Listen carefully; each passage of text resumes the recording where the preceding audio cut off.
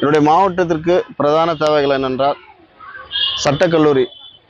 இங்கிருந்து சென்னை, மதுரை அந்த மாதிரி ரொம்ப தூரம் சென்று படித்த ஒரு மாணவர்கள் இங்கே ஒரு சட்டக்கல்லூரி இருந்தால் அதற்கு படிப்பதற்கு தேவையான வசதிகள் இருக்கும். இன்னொன்று மருத்துவக் கல்லூரி, மருத்துவமனை இருக்குது, அரசாங்க மருத்துவமனை இருக்குது. சேம் மருத்துவக் கல்லூரி இருந்தால் படிக்கும் மாணவர்களுக்கு நிறைய பயனுள்ளதாக இருக்கும். அதே போல் வேறு மாவட்டங்களிலிருந்து இங்கே வந்து படிக்குவாங்க. இந்த மாவட்டம் வளர்ச்சிக்கு மிகவும் உறுதுணையாக இருக்கும். மீண்டும் இன்னொன்று, கிராமங்களின் தேவைகளுக்காக, அரசின் தேவைகள், மக்களின் தேவைகளுக்காக விவசாயிகளுக்கு தேவையான விளைநிலங்கள், விளைபொருட்கள், விவசாய கருவிகள் இதெல்லாம் வழங்கணும்.